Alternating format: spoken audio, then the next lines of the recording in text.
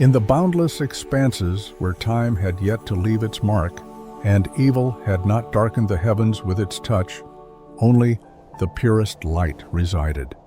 In this realm of perfection, every angel was an embodiment of radiance, filled with the deepest reverence for their Creator, the source of all existence. But among this multitude of celestial beings, one stood out above all, Lucifer. He was a seal of perfection, woven from wisdom and beauty.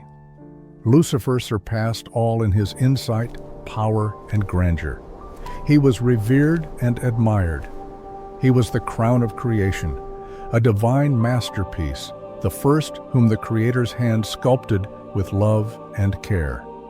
God endowed him with a power inaccessible to other angels and an intellect second only to his own.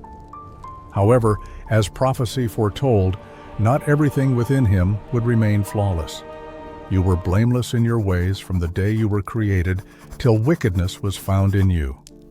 Thus, Lucifer became the one who brought evil and suffering into the world, transforming into the Prince of Darkness, the destroyer of souls, and the Lord of Destruction, Satan. His fall left an unhealing wound in the heavens. Like a shattered mirror, paradise forever retained the memory of betrayal. Lucifer's story is a harsh reminder that even the brightest star can be cast into darkness. But how did this tragedy occur? What happened? How did what was an ocean of peace become the seed of evil? Today, we will delve into the complete history of Lucifer. Before the fateful event, the heavens were the embodiment of perfection. Lucifer was created as a being full of virtue. You were an anointed guardian cherub. You were on the holy mount of God. You walked among the fiery stones. The heavens represented a realm of ideal order, where every angel had its mission and purpose. At the pinnacle of this hierarchy were the seraphim, like living tongues of flame, burning with love and purity. They unceasingly sang, "Holy, holy, holy is the Lord Almighty."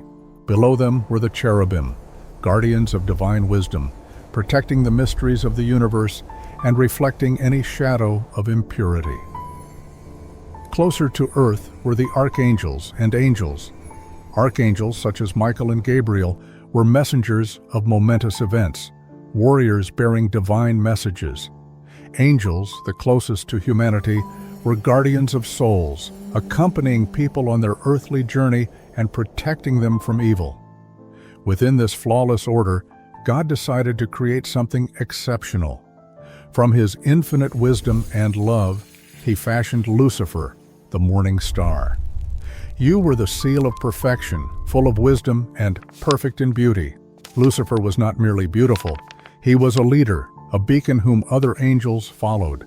His charisma was captivating, and his presence inspired reverence and devotion. He moved among the angels with unparalleled grace.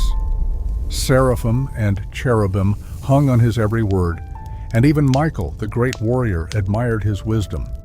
Lucifer organized the heavenly choirs, directing praise to the Creator with fervor and passion. His voice was like a flame in the darkness, a radiance pointing the way in songs and prayers. God created not evil, but something perfect. However, blinded by his unparalleled grandeur, Lucifer allowed pride to take root in his very heart. An insatiable craving for glory consumed him entirely, like a hidden fire, slowly but surely destroying him from within. Scripture recounts the beginning of his tragic fall with these words, "Your heart became proud on account of your beauty, and you corrupted your wisdom because of your splendor." What was once his invaluable gift became the cause of his inevitable demise. The beauty that garnered universal admiration transformed into a source of self-destruction, and the wisdom that inspired others became a tool turned against himself. Pride consumed him entirely. He harbored the audacious desire to ascend beyond his predetermined place, to raise his throne above the stars of God. In the depths of his heart, he declared, "I will ascend to the heavens. I will raise my throne above the stars of God." And then, the heavens trembled with horror. Rebellion erupted with furious force, and peace shattered into fragments like fragile glass. Jesus himself, in a chilling testimony, declared, "I saw Satan fall like lightning from heaven."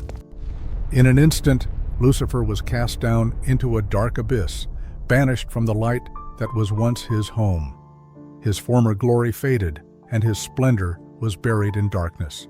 The morning star was crushed, a bright celestial luminary extinguished forever. But how could such a tragic event have occurred? Lucifer in sacred scriptures. Despite Lucifer's colossal influence on the world, mentions of him in sacred texts are extremely rare. Why does a being with such immense power appear so infrequently within them? Before delving into the discussion of Lucifer's great heavenly rebellion, it is essential to understand this paradox. In Scripture, Lucifer's image is shrouded in mystery, with information presented only fragmentarily. The Bible references his story in isolated passages, expressed in symbolic language. Thus, this narrative draws not only on the Bible, but also on additional sources, including the works of St. Augustine, where Lucifer embodies the desire to elevate oneself above one's creator. Augustine emphasizes that Lucifer, blinded by his own radiance, wished to become like God, and was cast out for it, thereby imparting an eternal lesson. Now, let us trace how Lucifer's soul began to corrupt. Lucifer's descent into darkness began with a subtle spark of a fleeting thought. Lucifer wondered, what if my light could shine even brighter? What if my glory didn't always have to serve someone else? These were minor, almost imperceptible questions, but like seeds, they took root and began to grow in the quiet of his thoughts. He began to envision himself at the pinnacle, seated on a throne, receiving universal praise, and with each duty performed, this inner voice grew stronger. Meanwhile, heaven continued to exist in a state of perfect harmony, though something within Lucifer grew more distant with each passing day. The angels began to notice the changes in him. He became more withdrawn and enigmatic.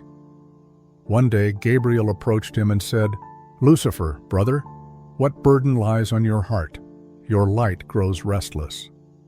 Lucifer looked at him and replied, "There are things even we cannot comprehend, dear Gabriel."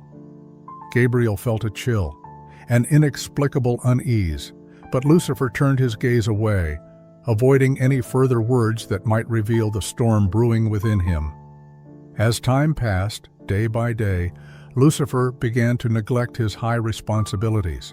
His voice, once a leader in the heavenly choir, grew quiet, as if silenced. Other angels felt his absence, as if a bright star had vanished from the firmament. In assemblies where he once held the foremost place, he now attended without enthusiasm, gazing upwards with a mix of pride and hidden resentment. In heaven, there were clear rules, but no chains. God endowed each angel with the freedom to love and serve in their perfection. They also possessed the gift of free will. And while Lucifer wrestled between his light and shadow, the angels around him began to sense a strange tension emanating from his choices. Some, blinded by his grandeur, started listening to his voice in a new way, silently following him, as if his light could lead them to a different destiny. One day a cherub, noticing the change in the morning star, approached him and asked, "Lucifer, do you no longer find joy in singing?" Lucifer replied with a cold smile, "I have found other pursuits. Perhaps there is something beyond what we know." Then the morning star made his final decision. The spark within him turned into a flame, and the flame became an all-consuming fire. "I will ascend above the clouds. I will make myself like the Most High." That night, his radiance changed. It was no longer the light of praise, but the fire of ambition. Paradise, so perfect, so full of peace, felt the first tremor of rebellion. His name, meaning light-bearer, was not an empty title. He was the beacon of heaven, the morning star who rose first, illuminating others on the night of creation. Every angel listened to his words with devotion, for Lucifer spoke of God like no other. Angels were not innocent souls. They were wise, strong, each a reflection of God's purity. However, Lucifer attracted them not with weak love, lies, or empty promises, but with his charisma and unwavering authority. He did not seek to deceive the angels like a liar. He spoke with passion, with such a convincing vision that many followed him, seeing in him a new light. Like a falling star briefly illuminating the sky, Lucifer gave the impression of a brilliant and unique leader, worthy of being followed. His goodness, his authority, his respect, his influence, all of it was deserved. If we understood what this masterpiece of God truly was, we would realize why God himself praised his own creation in the book of Job. Even his sin did not destroy God's creation. Even in his sin, he remained powerful. The moment of divine warning arrived.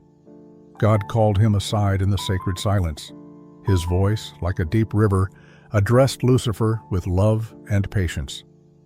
"Lucifer, my son, seal of perfection, I sense your thoughts straying from me. Ideas are growing in your heart that separate you from the eternal." Lucifer, with a calm radiance, looked at the Creator and replied, "Father, did you not create me to understand and explore? There is nothing I desire more than to comprehend the depth of your creation.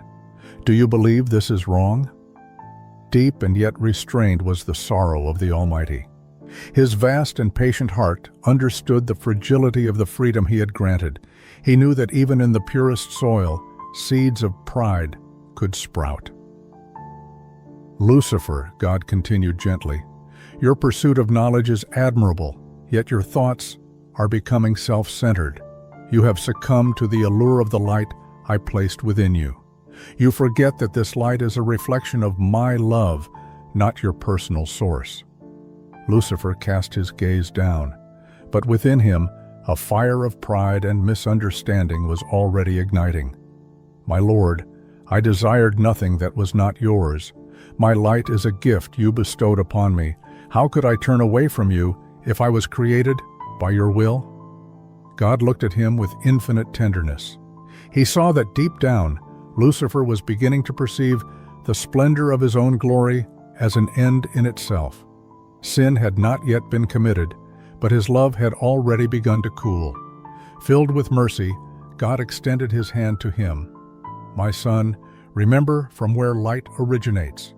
Do not let shadows envelop your heart. If you turn to me, your magnificence will grow in truth, and together we will be greater than any solitary thought." But instead of peace, Lucifer felt a sting of pride. It was an unpleasant feeling he could barely acknowledge, but it was there. Did God not trust his ability to remain faithful? Why so many warnings? He withdrew, bowing, but an invisible alienation grew in his soul. Days passed, and his desire for knowledge and exploration consumed him more and more. He no longer paused to contemplate God with his former devotion. Angels still bowed before him, and his voice still led the choirs, but his heart was divided. And again God addressed him, "Lucifer, I see the path you are taking, and it pains me to see you this way. Your light is turning into shadow. There is still time, my son. The love within you will blossom again if you return." But this time, Lucifer refused to listen. His hardened heart yearned only for self-exaltation and personal glory. In his thoughts, he began to justify himself. "Am I not worthy of more?" God, in his infinite patience, released him. He knew he had given all possible love and mercy. "I will not turn away from you," God said in a final warning, "but you are free to choose." God grants Lucifer a second chance. Great was God's sorrow, this ancient and agonizing grief. He knew he would lose his most beautiful creation. His mercy was boundless, but Lucifer's choice had to be respected, even if it was a choice of fall. I will love him, the Creator thought as Lucifer distanced himself.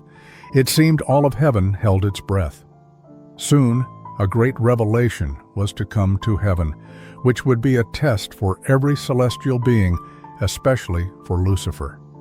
In his infinite wisdom, God postponed this moment. He wished to give Lucifer time to prepare, to strengthen humility and faithfulness in his heart. He addressed him with a voice full of love and care. "My son," he said tenderly, "a great revelation is approaching, and when it comes, the winds will be strong, the tension in your heart will be mighty, like a storm tearing the sky. You must prepare, root yourself in obedience, for the trial will be great." Lucifer listened with the utmost sincerity. He prostrated himself before God's face, gazing at him with unwavering devotion, and his voice, quiet but filled with determination, rose from the depths of his being. "Father, whatever trial may befall me, I yearn to obey your commands. I cannot promise absolute fidelity, but I swear that my aspiration is to be devoted to you. In my heart, love for you still burns." And there was not a trace of falsehood in these words. Lucifer spoke from his whole heart, and a genuine desire to remain faithful burned in his soul. However, in a hidden corner of his mind, the seed of pride continued to grow. He felt that he, among the host of angels, held a special position, that he was unique. "Am I not the one who shines brightest of all?" The thought flashed through his mind. In his boundless patience, the Lord granted him yet another chance. He again postponed the revelation, giving Lucifer more time, more opportunities for closeness, for finding humility in his heart. "Lucifer, this trial will not be easy. Even when it seems the storm is ready to carry you away, you must remember your origin, your true essence. You must remember that all light emanates from me." Lucifer's temptation mirrored the story of Adam and Eve in the Garden of Eden, an earthly paradise reflecting the harmony of heaven. God generously bestowed upon them everything they needed, a place where peace and love reigned. But in the midst of this garden stood the tree of the knowledge of good and evil, serving as a reminder of their freedom, their ability to make choices. The serpent whispered to Eve, "You will be like God, knowing good and evil." And this was the same fatal mistake Lucifer made. In that whisper, the desire to become something more, to not be entirely dependent on God, was born. The morning star, son of the dawn, turned away from the light that gave him life, choosing the path into darkness. Free will, this priceless gift from God, proved to be the most vulnerable point in Eden and in heaven. Pride opened the gates to the fall, and the perfect world was shattered. The virtues that served as a foundation for the angels became fragile, and heaven experienced shadow for the first time. The great revelation and the final test were approaching. God, in his inexhaustible patience, repeatedly postponed the hour of trial, speaking to Lucifer in the depths of his heart. "My son," he reiterated, "the time of revelation is relentlessly drawing near. You must prepare." This was a fatherly warning, a loving message calling for humility. God, who loved him so dearly, believed that Lucifer could still change, that love could overcome the pride beginning to dim his light. But the moment came when the waiting had to end. God had to consider all celestial beings, not just Lucifer. All of heaven sensed the tension in the air, a deep premonition that enveloped every angel. On that unforgettable day, the Almighty summoned his heavenly legions, hosts of angels great and small, to a solemn assembly that illuminated the entire celestial sphere with unearthly radiance. A reverent silence fell. The entire heavenly abode paused in anticipation. The celestial vault opened, and God's presence shone with boundless majesty. And then, like gentle thunder, his voice filled the boundless cosmos. "I will create a material universe," the Creator proclaimed, "a place where life will triumph, a place that will reflect my love and glory in a new way. Then, before the astonished angels, he revealed a breathtaking vision of the future: countless stars, majestic galaxies, planets rotating in perfect order, and among them, Earth, a world where life would flourish in its highest splendor. The angels, captivated, listened, and joy grew in their hearts as they contemplated the Creator's grand plans. Everything was new and unexplored, like a dream they could never have even imagined. But then God continued, and his words became even more mysterious and profound. I will not only create this universe. In this world, I will create beings in my image and likeness. They will be called humans. They will be woven from flesh and spirit, representing a unique combination of heaven and earth. And moreover, in this same world, I myself will take on human form. The second person of the Trinity, my Son, will be clothed in human flesh. His name will be Jesus Christ, and in this human incarnation, you shall worship me. The silence in heaven became deafening, as if before a storm. God, eternal and unchanging, asked them to worship him in the human form of Jesus Christ. He called them to kneel not only before divine majesty, but also before a human face, fragile and humble. The angels responded to these words with an explosion of reverence and jubilation. The sight of the light of lights incarnating in flesh was an act so miraculous, so sublime, that many could not contain their joy. This was God's plan in its most unexpected form, a manifestation of the deepest, most incomprehensible love. They praised the Creator, feeling chosen witnesses to such a great mystery. But the mystery of the Incarnation was not the only one.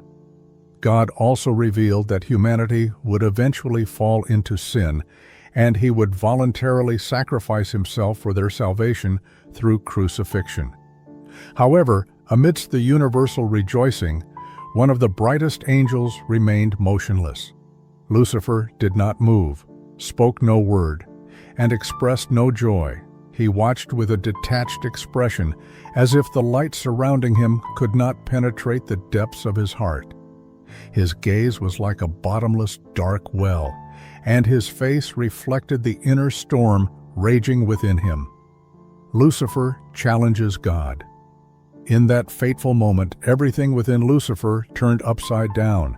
The very idea of worshiping a human form, of worshiping God in the humility of mortal flesh, seemed incomprehensible and utterly unacceptable to him. Why, he pondered, why must perfection itself humble itself to such a level? Why must we, beings of light, worship a creature of flesh and blood? He heard that God would create humans and that they would ultimately fall, and knowing this, God would still sacrifice himself for their redemption. The vision of the crucifixion was something unbearable for Lucifer. It was this sight that made his inner world explode. These finite and ungrateful beings would even rebel against their Creator. They would not only rebel, but kill him. Lucifer was stunned. Could anything be more absurd, he thought, with contempt. Disbelief and contempt wrestled within him as he pondered the Almighty's design, the mystery of the Incarnation, the revelation that the Creator would take on human form in the person of Jesus Christ, stirred a storm in his soul. From this storm arose a burning question: why not me? For centuries he had been considered the most beautiful of creations, the closest to the throne, a true masterpiece of the Creator. Why then was it not his destiny to become part of the hypostatic union? It seemed to him that his light, his grandeur, and his wisdom predestined him for something greater. However, instead of exaltation, the Lord chose to humble himself to the level of human flesh. This thought engendered a bitterness that coiled like a serpent around his heart, stifling any expressions of love and reverence he once felt for the Father. The turning point arrived. God sat surrounded by the host of angels, and one by one the brothers knelt in reverence, accepting the revelation of the Incarnation. But the morning star remained unyielding, his body tense, his gaze fixed on the Almighty's throne, and his heart overflowing with silent hatred. Slowly, he parted his lips and, in an impassive tone, uttered a simple word that resonated like thunder in the heavenly silence. No. The Lord's gaze was full of sorrow and love, but Lucifer felt only contempt. He took a deep breath and repeated, this time with a force that shook everyone present, "No!" His voice carried coldness and defiance, like a king's decree. The angels trembled, unable to comprehend what was happening. How could the purest and most beautiful angel defy the Creator himself? How dared he disobey? Then the morning star turned his gaze to the angelic host and, with terrifying calm, began his speech. Do you not realize this is a mistake? Do you not see the absurdity of what God demands of us? His voice, imbued with dark wisdom, filled the heavenly expanse. He calls us to worship a lesser form, to kneel before mortal flesh. This is not glory, but humiliation. Every word, supported by intellect and conviction, penetrated the hearts of the angels, sowing doubt and disrupting the prevailing peace. God demands the unacceptable from us, he continued with chilling passion. We should not tolerate this nonsense. God erred, choosing the wrong path. Why should we bow before one who is beneath us? We, created from pure light, should occupy a higher position, not abase ourselves. The angels listened in confusion. His words seemed so logical and convincing that in some, the seed of rebellion began to sprout. Lucifer, endowed with the gift of charisma, looked at them one by one, his face expressing cold determination. Thus, the first of the angels, Lucifer, completed his fall. The intervention of Archangel Michael. The angels, assailed by doubts, listened to Lucifer's speeches, the whispers of rebellion, and arguments that echoed in their hearts. There was a seductive logic in his words, a convincing power that penetrated like a soft poison. Does God demand the impossible from us? Is it just that we should bow before a human form, before something so insignificant? These thoughts some barely dared to formulate, but nevertheless, they grew like shadows in their bright souls. As Lucifer spoke, his words flowed with the charisma and authority he had always possessed. It was impossible not to listen to him. His speech was firm, direct, and each phrase resonated with a mix of wisdom and audacity. But suddenly, in the midst of his speech, a voice rang out with a power that shook all of heaven. A cry filled with conviction and simplicity, "Who is like God?" The voice belonged to Michael, a younger archangel, a being of lower rank, but whose purity shone with incomparable strength. His exclamation pierced the angels like a sword. With just 3 words, Michael answered all of Lucifer's arguments, pointing out the fundamental flaw in his logic. Who is like God? It was a cry of humility, a cry of absolute recognition that no one could compare to the Creator, not even the morning star. The angels trembled. Michael's words, so simple and honest, awakened something within them, reminding them who they were, where they came from, and to whom they owed their existence. Lucifer, hearing this cry, turned to Michael, his gaze full of icy rage, but also surprise. No one had dared to challenge him so openly before. Michael stepped toward him, small in comparison, but full of courage. "You are arrogant," he proclaimed, his words thundering like lightning. His voice, though calm, carried a conviction that pierced like an arrow. "Your light, Lucifer, has transformed into a shadow seeking to eclipse the Creator. Do you not see that you have placed yourself above God?" Lucifer felt a deep pain in his soul, a wound Michael had just inflicted with those words. His pride, his ambitions, were laid bare for all to see, exposed and humiliated. In that moment, anger and shame surged through him like dark waves crashing upon his heart. With contempt, he tried to stand against Michael, but something in those words burned him from within. "You understand nothing," Lucifer retorted, trying to maintain his dignity, I, who was first in his glory, cannot kneel before something so lowly." His words sounded firm, but restrained fury and bitterness distorted his voice. Michael looked at him, serene yet unyielding. His voice, though quiet, possessed the power of 1,000 storms. "You do not understand love, Lucifer. It is not about humiliation, but about love. God becomes flesh for our sake, and you reject him because you cannot bear to be lesser. You have forgotten your place. You have forgotten that all you are is a reflection of his glory. It is not God who is humbled. It is your pride that elevates you above your own nature." Lucifer felt he could not bear it. It seemed Michael was showing him his own image, and what he saw was not beautiful, but a shadow full of resentment.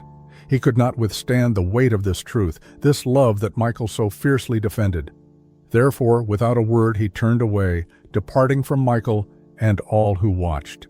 He retreated, holding his back straight. But within him raged an uncontrollable fury. Alone, Lucifer wept. But these were not tears of sorrow, but of pure rage, a growing hatred born of his wounded pride. How dared Michael? How could he challenge him, the brightest of all? And yet, deep inside, a faint voice reminded him that Michael was right, and this truth tormented him most of all. The beginning of the rebellion. "Do you not see that the Almighty demands the impossible from us?" A quiet but deeply convinced voice resonated. "He calls us to renounce our own essence, to bow before a lower life form. Why should we, beings woven from light, show humility before that which is made of simple clay?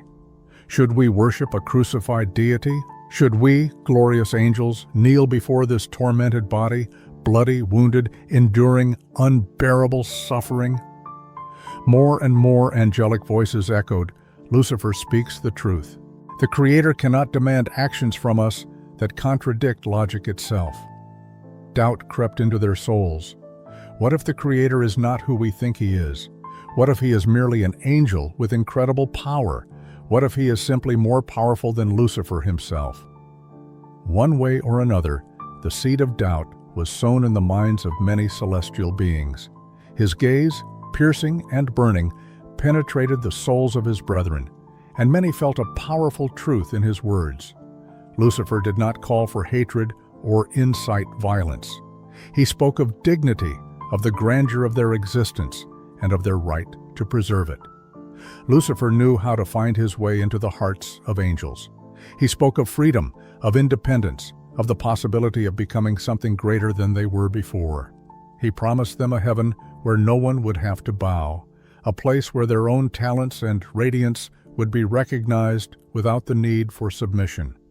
"The Almighty granted us free will," he said, "so why not use this gift? Why not be who we truly are?"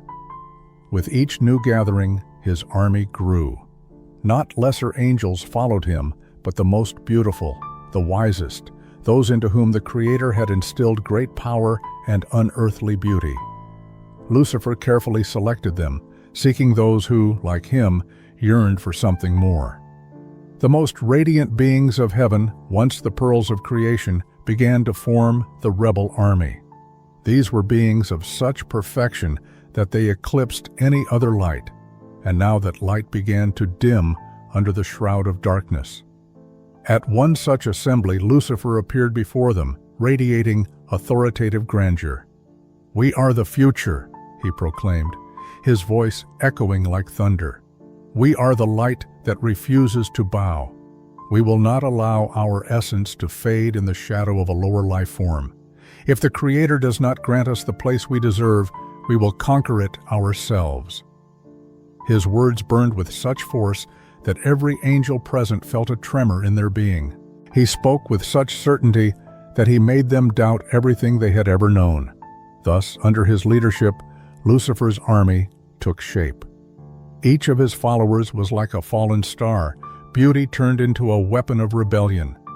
Angels, who were once the most faithful, most respected, most beloved, now rose as the first army in the history of heaven. In their hearts burned ambition, pride, and the promise of freedom, which deep down was merely a chain forged by their own self-love. The firmament, once filled with harmony and peace, now trembled with the omens of war. In one corner of heaven, Michael stood firm and unyielding. The humble archangel who fearlessly challenged Lucifer raised his sword high and again cried out, "Who is like God?" And this cry, simple yet full of power, awakened those who still hesitated. Michael, with incomparable humility and strength, stood before Lucifer's army, ready to defend the Creator's honor. He knew that the enemy's forces outnumbered him, that Lucifer's followers were numerous and mighty, but he felt not the slightest hesitation. His faith was his shield, his loyalty his weapon. Thus, in heaven, the confrontation between light and shadow reached its climax. Lucifer, the brilliant angel, the morning star, turned his light into a rebellion that would forever change the history of creation. The first clash occurred between brothers, and with every blow, every contact, the celestial spheres trembled, and the entire universe held its breath in anticipation. The decisive battle began, erupting with a fury that shook the very foundations of heaven. On one side stood the army of rebels, led by Lucifer, whose splendor was overshadowed by shadows, and whose light had turned into darkness. Against him stood the loyal angels, led by Michael, the humble archangel who rose with iron strength, with unwavering faith, filled with humility and courage. Heaven, once a place of peace and harmony, transformed into a dazzling battlefield, a war of light against darkness, of loyalty against rebellion. The armies clashed like waves of fire and thunder. Every strike, every clash of light swords generated flashes that illuminated heaven like falling stars in a furious dance.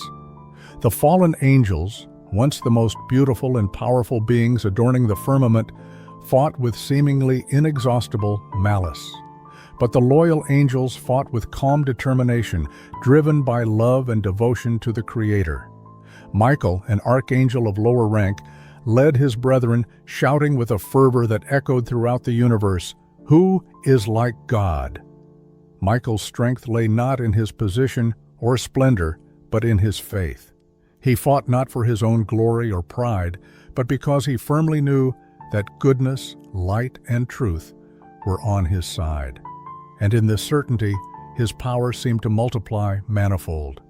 The loyal angels felt surrounded by divine power, a protection that reminded them they were not alone. The Creator was with them, and this presence gave them energy surpassing any earthly might. Lucifer, in a rage, tried to cast Michael aside. He soared upwards on his wings, spewing darkness that enveloped those who looked upon him. "I was first. I am the true light," he proclaimed. But his words were empty, devoid of substance, a dark echo of who he once was. The light within him had transformed into a distorted shadow, and his power, though formidable, could not eclipse the truth that Michael held like a pure flame. The battle was fierce, and heaven itself felt wounded. Angels who did not participate in the fight watched with awe and sorrow, feeling the weight of the rebellion in their hearts. The peace that was the foundation of heaven was shattered, and the once flawless order wavered. But despite the destruction, hope remained unshaken. The faith of the loyal angels, their love for God, shone in every blow they struck and in every step they took toward Lucifer and his followers. And so, at last, light prevailed in this eternal struggle. Archangel Michael's blade, raised high, proclaimed the end of the great battle with words full of divine power. "By the power of our Lord, fall, Lucifer." In that very instant, impenetrable darkness dispersed, and the rebellion, once so formidable and merciless, rapidly began to lose its strength. The fallen angels, comprising a third of the heavenly host, were cast out of heaven and hurled into the abyss like stars falling from the firmament. Lucifer transformed into Satan, and along with him, all who shared his exorbitant ambitions were doomed to an eternal descent into the dark chasm. A solemn silence reigned in heaven, like the calm before a storm, yet it was also filled with sorrow for the irreparable loss. The war left deep scars, a bleeding wound in the very heart of paradise that only all-encompassing love and relentless time could heal. The loyal angels felt the weight of the past battle on their souls, but they knew that light had triumphed over darkness. Truth, unwavering faith, and undying hope, those virtues that cannot be crushed, prevailed in this long-awaited victory. Heaven once again realized the undeniable truth. Good always overcomes evil, not through brute force or violence, but because good is the very essence of God, a brilliant light that no darkness can extinguish. Vanity, all-consuming hatred, and exorbitant ambitions may seem formidable adversaries, but they are merely fleeting shadows compared to the purity of universal love and boundless faithfulness. The battle concluded, and heaven, though wounded, regained its long-awaited peace. Michael's faith, embodied in the humility of his words, "Who is like God?" now echoed in every corner of the universe, becoming an unshakable and eternal reminder that the Lord's glory is boundless, and that nothing, not even the brightest light, can surpass His all-encompassing love. After the decisive battle, the gates of heaven opened to banish the rebels. Lucifer, once the brilliant morning star, along with his fallen followers, was cast far from the light, plunged into an abyss of impenetrable darkness and complete desolation. During this act of expulsion, heaven itself seemed to tremble with horror. The angels, once the most beautiful and powerful beings, whose light rivaled the brilliance of stars, fell downwards like exiled meteors, cast into the lower world, a place of chaos and gloom, a kind of eternal exile where it was impossible to see or feel the glory of the Lord. Lucifer, transformed into Satan, felt the full weight of his fall, like a searing iron piercing his essence. Complete excommunication from God, from the life-giving light and heavenly peace, became a wound deeper and more agonizing than any physical punishment. The underworld, where he was imprisoned with his followers, was not yet the definitive hell as it is commonly imagined, but a state of chaos and absolute spiritual isolation, a place beyond the reach of peace and divine glory. It was like a shattered dream, a dark reflection of heavenly order, a realm completely severed from holiness. For Satan, this expulsion meant the collapse of all his initial designs.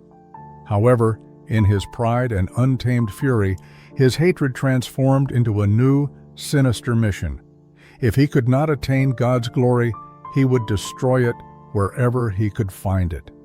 In this abyss of despair, his gaze turned to creation, to the material world that God had promised to create. In his twisted mind, a cunning thought arose. If he could not possess heaven, he would attempt to corrupt God's most precious creation, humanity. The thought of seeing humans, created in God's image and likeness, plunged into darkness, brought him bitter satisfaction. Humans were those who, in his view, had stolen his rightful place at God's throne. The love and boundless goodness with which they were created would become the main target of his all-consuming hatred. His motivation was crystal clear. If he and his fallen angels could not be in God's presence, then humans should not deserve it either. This fierce hatred and insatiable malice turned into a sinister mission, a deep and irresistible desire to sabotage divine creation and corrupt the purity of all existence. The overthrow of Lucifer and his host of fallen angels directly impacted the balance between good and evil in creation. From that tragic moment, evil ceased to exist merely as the absence of good, but as an active and organized force striving for destruction. Demons, led by Satan, began to devise ways to influence the material world, seeking to corrupt humanity by awakening in people pride, envy, and despair, precisely those feelings that led to their own downfall. The Almighty, in His boundless love and justice, allowed this separation. The expulsion served not merely as punishment, but as an act of divine justice. Angels who voluntarily chose the path of rebellion, rejecting God's love and holiness, could no longer remain in His radiant presence. God's love still surrounded them, but His justice demanded balance. Those who consciously turned away from the light could no longer enjoy its benevolent radiance. In this act, the equilibrium between God's love and justice was fully manifested. Justice demanded separation, but love continued to grant the fallen the freedom to exist, albeit in the darkness they themselves had chosen. The story of Lucifer, now called Satan, does not end with his expulsion. Rather, it projects onto the relationship between good and evil in the modern world. His fall, his hatred, his insatiable desire to corrupt humanity are still present in every temptation, in every spiritual battle that people face. Evil seeks to penetrate the human heart, to encroach upon its freedom and aspiration for greatness, but this corrupting influence is limited, and the good that comes from God always has the final say. The battle between good and evil born in heaven continues on earth in the souls of people. Satan and his followers strive to darken the light of every soul, but God's grace, love, and justice are always near, reminding us that while evil may be loud and audacious, good will invariably triumph. Lucifer's fall marked the beginning of an eternal confrontation, an eternal reminder that ultimately goodness, light, and divine love are invincible. As in heaven, so on earth, Archangel Michael's question will always resonate: who is equal to God? Since his expulsion, Lucifer, who became Satan, has pursued a singular goal: to corrupt the creation he once inhabited. Sacred Scripture describes various episodes where Satan appears as a tempter, challenging not only mere mortals, but also key figures in the history of faith. The most symbolic moment is captured in the New Testament when Satan attempts to tempt Jesus in the wilderness. After 40 days and 40 nights of fasting, Jesus confronts Satan, who offers him temptations of power, food, and glory. Satan says, "If you are the Son of God, tell these stones to become bread." Then he takes Jesus to the pinnacle of the temple and suggests he throw himself down so that angels might catch him, thereby demonstrating his divine power. Finally, he offers Jesus all the kingdoms of the world in exchange for worship, revealing his insidious intent to usurp the worship belonging only to the Almighty. Jesus' response to each temptation exemplifies spiritual strength and absolute trust in the Father. Jesus firmly rejects every offer, quoting sacred Scripture and affirming the truth that power and glory belong to God alone. This episode, extending beyond a simple confrontation, shows how faith and humility can resist even the most alluring temptations. Jesus proves that true strength lies not in miracles or wealth, but in obedience and love for God. Another instructive story of temptation unfolds in the book of Job, where the protagonist undergoes a severe trial. Satan, appearing before God, audaciously and provocatively poses the accusation, "Does Job fear God for nothing?" At this moment, he not only questions Job's devotion, but attempts to tarnish the very idea of sincere faith. Satan implies that Job's piety lacks deep roots, that it is merely a show of loyalty bought by God's generous gifts. His challenge is a direct insult to the very essence of love and faith, as he suggests that no one, not even the most righteous person, can remain faithful under unbearable suffering. The story of Job demonstrates how Satan seeks to destroy faith at its very foundation, inflicting pain and plunging a person into despair. However, Job's response, filled with agony and doubt, becomes a vivid example of spiritual resilience. Through his patience, he proves that faith is not merely gratitude for blessings, but a deep and unwavering devotion that does not wane even in the face of the most severe trials. Ultimately, Satan is defeated, and Job's faith becomes an eternal symbol of resistance to evil and boundless trust in God. Furthermore, Lucifer's first significant act after his expulsion was the temptation in the Garden of Eden, a place where God, in his boundless love, laid the foundation of human history. In this paradise, Lucifer saw an opportunity to strip the innocence from the first humans, Adam and Eve, and turn them into the first victims of his rebellion against the Creator. Taking the form of a serpent, a symbol of cunning and betrayal, he addressed Eve with a speech full of temptation and doubt. Did God really say, "You must not eat from any tree in the garden?" he began, sowing a seed of suspicion. His weapon was not brute force, but a quiet whisper that, like poison, penetrated Eve's heart. Lucifer skillfully transformed an ordinary desire into an irresistible need, and doubt into action. You will be like God, knowing good and evil. This promise predetermined the fate of humanity. Adam and Eve, tempted by the possibility of becoming something more, of gaining divine knowledge without submitting to their Creator, committed the fall, and with them the world plunged into the darkness of sin. With a single temptation, Lucifer achieved what he sought from the abyss: to separate creation from its Creator, to transfer the heavenly conflict into the hearts of humans. Lucifer's influence did not vanish without a trace. His presence is felt as a constant opposition in every person's life. Every temptation, every moment of doubt, is an echo of that first choice in Eden, of the trials faced by Job and Jesus. Evil acts as an echo of the original rebellion, a voice that seeks to separate us from the source of good. However, every biblical episode, every story of resistance, reminds us that good always has the last word, that faith and love are the antidote to hatred and despair. Lucifer's role in Revelation is central to understanding eschatological prophecies. In the final book of the Bible, the Revelation of John the Divine, a panorama of the last days unfolds, where Satan appears as the key antagonist. This narrative, rich in symbolic imagery and profound prophecies, depicts Satan, also known as the Great Dragon, as an irreconcilable enemy of humanity and God himself, striving for the total corruption of divine creation. John, the author of Revelation, presents the reader with a captivating vision of an apocalyptic era, when evil seems to reach its highest peak, and the confrontation between light and darkness intensifies to its limit.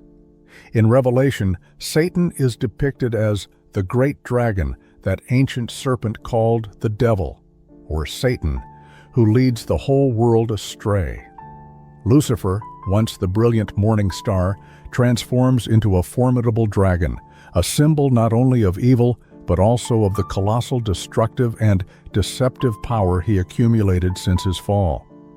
This ancient serpent is the very one who sowed discord and sin in the Garden of Eden. And now, on the threshold of the end times, he tirelessly seeks to eradicate the last remnants of good and light in the world. Revelation foretells a period of great tribulation, a time of unprecedented calamities and trials, when humanity will be divided into those who remain faithful to God and those who succumb to the temptations of evil.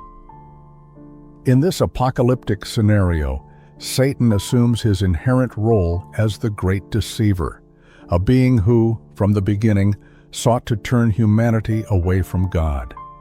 In the last days, he redoubles his efforts, using every possible means to accomplish his sinister mission of corruption and destruction.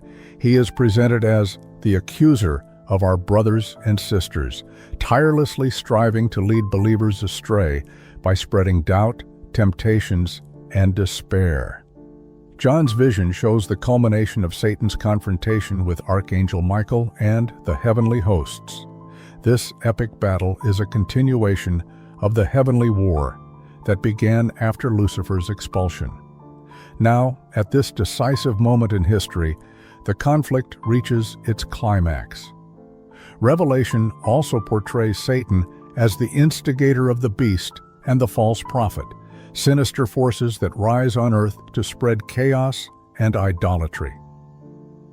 Through these henchmen, Satan seeks to establish an anti-kingdom that openly defies God's authority. This false kingdom is a perverse parody of the divine kingdom, a desperate attempt by Satan to obtain the worship intended only for God, even if achieved through deception and tyranny. Here his true, long-standing goal is revealed: to usurp the glory he always craved, stopping at nothing. Revelation concludes with a triumphant vision of the ultimate victory of good over evil. After the Great Tribulation and the final battle, Satan suffers a crushing defeat, and the power of evil is forever destroyed. In a symbolic act, Satan is seized and cast into the lake of fire, burning with sulfur. This place of eternal punishment forever deprives him of the ability to influence humanity or in any way impact creation. This act of divine justice marks the final destiny of Satan and his followers, an eternity spent far from God and his glory. Satan's downfall, as described in Revelation, represents the supreme manifestation of good's triumph over evil. The Almighty, in his boundless love and justice, permits the existence of evil only up to a certain limit, granting humanity free will. However, at the end of time, when all trials have been endured and final decisions made, evil will be definitively vanquished. This inevitable fate is not merely the result of Satan's actions, but an undeniable confirmation of God's sovereignty over all existence. In his ultimate fall, Satan appears as a symbol of a failed rebellion, an extinguished luminary that, in its pride and hatred, could never surpass the love and goodness that bestow life upon all creation. Satan's crushing defeat, described in Revelation, holds immense significance for the history and future destiny of humanity. This prophecy serves as a reminder that, despite the apparent power of evil, its time is limited and its strength is negligible compared to the eternal nature of God. Good triumphs not only through might, but because it embodies the very essence of truth, justice, and love. This final battle between good and evil symbolizes the divine promise of restoration and redemption for those who choose light over darkness. Currently, the narrative of Revelation serves as a reminder that, while Satan continues his attempts to lead humanity astray, his fate is sealed, his power is limited, and his rebellion will ultimately collapse. The story of his fall and defeat in the end times strengthens the belief that good, no matter how severely tested, will always prevail. Faith, hope, and resilience are spiritual weapons that draw us closer to God and remind us that the ultimate victory belongs to good and that the light of God will shine forever and ever. Friends, thank you for watching.